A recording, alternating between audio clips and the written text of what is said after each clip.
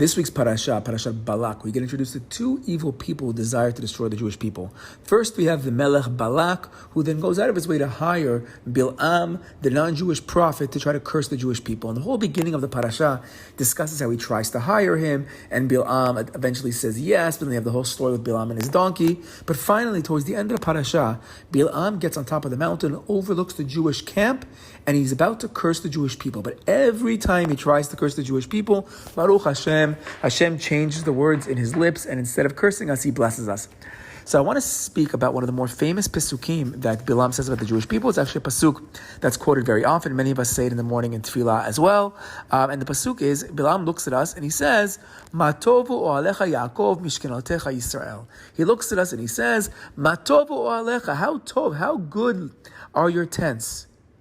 Mishkenotecha Yisrael, and how nice are the dwelling places of the Jewish people. He's blessing our homes. Now, what's so special about our homes? So it says Rashi by us, Al shira pitchehem she'enan mechuvanin ze mu ze. He said he looked at our camps and he saw that the entranceway to the different tents did not face each other. The tents were made in a staggering kind of way, so they weren't close to each other. And the earlier Rashi on pasuk bet actually says that he saw ra'a she'en pitchehem mechuvanin ze keneged ze shelo yatzitz letoch ohel chavero. They were done in a staggering fashion so that nobody would look into their neighbor's ohel. They wouldn't look through the window to the next window. It's about privacy. It's about modesty. It's about sniut.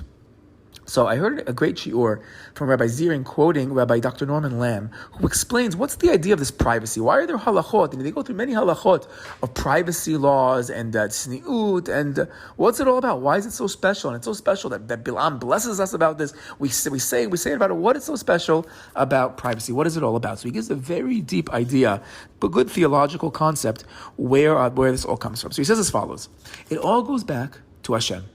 Ultimately, mankind is created b'tselem Elohim. We're created in the image of God. And there's a halacha, there's a mitzvah.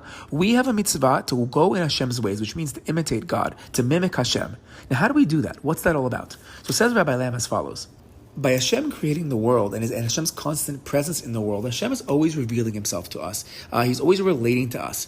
But at the same time, there's stuff that's held back. We can ultimately never understand what God is all about. Hashem ultimately remains hidden in the greater concepts of Hashem. And this, if you look through all of the different philosophers, the Jewish philosophers, the Rabbanim, the Rishonim, like the Rambam, for example, or look even at the Mekubalim, everyone discusses this concept of a part of Hashem we can never understand. Like in the language of the Rambam, it's the infinity of God. Or we spoke earlier in the year, we spoke about the Mishkan, about the negative of Hashem, the zero, the part we can never understand. It's so great, we can't even try to find it. There's a certain part of Hashem we can never understand.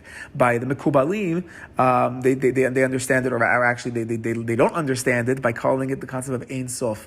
We have the different emanations of Hashem, the Tzimtzumim. Hashem contracts himself to make a space for us in Kabbalistic language, whatever that means, so we can have existence. But ultimately, if we want to try to go back to HaKadosh Baruch Hu's essence, what is Hashem all about? No way. We can't do it. Ein Sof.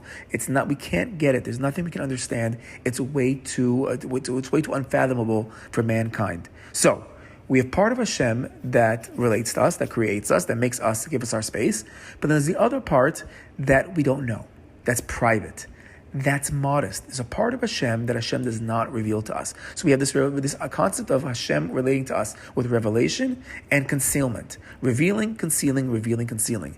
So says Rabbi Lamb, so too by us.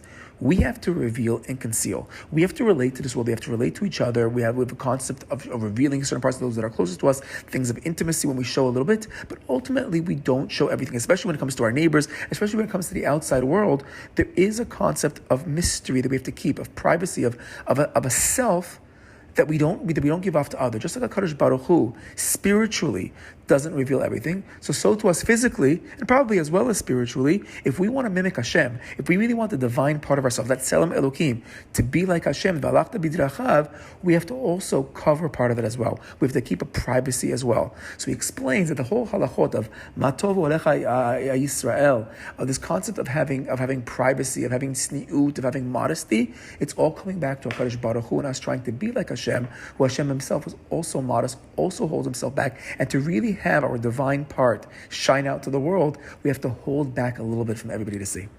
Shabbat Shalom.